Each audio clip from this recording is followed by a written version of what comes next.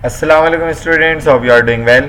Accounting circle के channel के ऊपर खुशामदीद। स्टूडेंट, जैसा कि आपको मालूम है कि हमारा रिटेन अर्निंग या डिस्पोजल ऑफ नेट इनकम का चैप्टर चल रहा था और आज के लेक्चर के अंदर जो हम क्वेश्चन करने वाले हैं वो सेकेंड ईयर अकाउंटिंग का क्वेश्चन है, year 2019 regular and private question number 5। इससे पहले जो हमने क्वेश्चन डिस्कस किए थे उसमें आपके पास ट्रांजैक्शंस गिवन होती थी और आप क्या करते थे, उसकी एंट्रीज बनाते थे। यहाँ पर हमारे पास आज का जो सवाल है वो थोड़ा सा रिवर्स कैटेगरी का है कि हमारे पास यहाँ पर टी अकाउंट गिवन होगा रिटेन अर्निंग का, उससे हमने एंट्रीज बनाकर दिखानी है।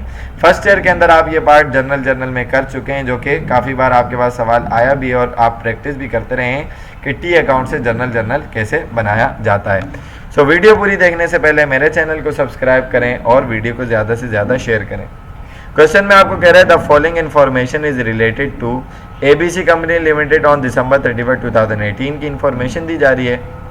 ऑथराइज या रजिस्टर्ड कैपिटल उनका 2 लाख शेयर्स का है और एक शेयर उनका 10 का है, यानी कि इसको मल्टीप्लाई करेंगे तो 2 मिलियन यानी कि 20 लाख आ जाएगा। Issued and paid up capital आपके पास कितना है, जो मार्केट में शेयर्स इशू हो चुके हैं, जो शेयर्स होल्डर ने खरीदा है वो 1 लाख है और एक शेयर आपने 10 का इशू किया है, तो इसका मतलब 1 मिलियन की या 10 लाख की आपकी इक्विटी, आपके इक्विटी होल्डर हैं या शेयर होल्डर है। Following is the retained earning account of ABC company limited. तो देखें, रिटेन अर्निंग अकाउंट की नेचर में आपको पहले भी बता चुका हूँ प्रीवियस लेक्चर में, अगर आपने नहीं देखा तो आप देख सकते हैं कि रिटेन अर्निंग अकाउंट एक रेवेन्यू अकाउंट है, ठीक है ना, रेवेन्यू अकाउंट है। तो इसका मतलब रेवेन्यू जब बढ़ेगा वो क्रेडिट होगा, कम होगा तो सर डेबिट होगा, ठीक है ना। तो कंपनी अपनी तमाम इनकम बचाती जो है वो इस अकाउंट में ट्रांसफर करती है।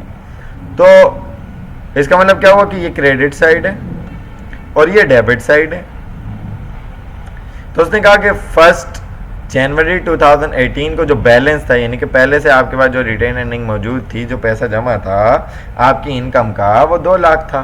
क्रेडिट बैलेंस अगर लिखे तो इसका मतलब पॉजिटिव बैलेंस, अगर डेबिट लिखे तो नेगेटिव बैलेंस है, यानी कि लॉस में है। और इस साल के आखिर में आपको जो इस साल नेट इनकम हुई वो 1 लाख की हुई, जो कि आपने इसके अंदर ट्रांसफ़र कर दी। फिर उसके बाद आपकी रिटेन अर्निंग डेबिट हुआ, आपने रिजर्व फॉर कॉन्टिजेंसीज बनाया, उसकी वजह से 20,000, reserve for plant extension establish किया 20,000, कैश डिविडेंड और स्टॉक डिविडेंड डिक्लेयर किया 80 और 60,000 की अमाउंट से। तो आपने क्या करना है, record the above mention transaction in journal, ठीक है ना। तो इसका मतलब क्या हुआ कि बैलेंस की तो एंट्री नहीं बनती, ये आपको अच्छे तरीके से मालूम है। बाकी ये और बाकी ये 4 इसकी वजह से रिटेन अर्निंग अकाउंट क्रेडिट हो रहा है, तो आप रिटेन अर्निंग को क्रेडिट और इस अकाउंट को डेबिट करेंगे।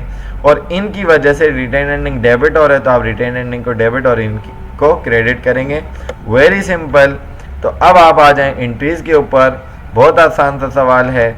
आप क्या लिखेंगे, ABC company limited journal entry for the year ended December 31, 2018, serial number particular PR का कॉलम डेबिट और क्रेडिट।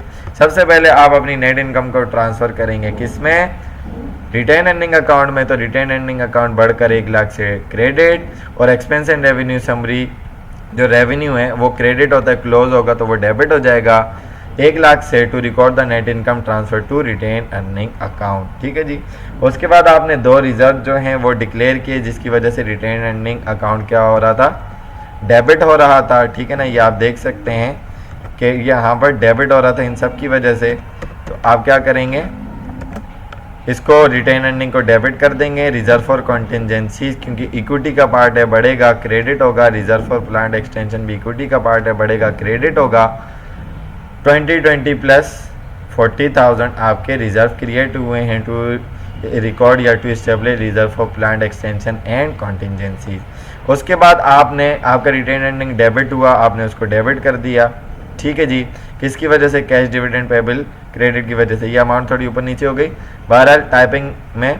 तो cash dividend payable retained earning account debit हो गया और कैश डिविडेंड आपने उसमें से पे करना है, वो क्रेडिट हो गया to declare cash dividend payable, यानी कि आपने अपने शेयर होल्डर को कैश डिविडेंड डिक्लेयर किए हैं। इसी तरीके से रिटेन अर्निंग आपका डेबिट हुआ था, किसकी वजह से, स्टॉक की वजह से, यानी कि आप अपने शेयर होल्डर को मज़ीद डिविडेंड देंगे, लेकिन स्टॉक की सूरत में, कैश की सूरत में नहीं देंगे। तो स्टॉक डिविडेंड इक्विटी का पार्ट है, बढ़ेगा, क्रेडिट हो जाएगा टू डिक्लेयर स्टॉक डिविडेंड। ठीक है जी। तो ये आपकी चारों एंट्रीज बन गई। बहुत आसान सा आपका सवाल था, बस रिवर्स में आपने करना था। सो आई होप कि ये क्वेश्चन आपको अच्छे तरीके से समझ में आया होगा। अगर इसके अंदर कोई बात या कॉन्सेप्ट समझ में नहीं आता तो आप कमेंट सेक्शन में क्वेश्चन करके पूछ सकते हैं।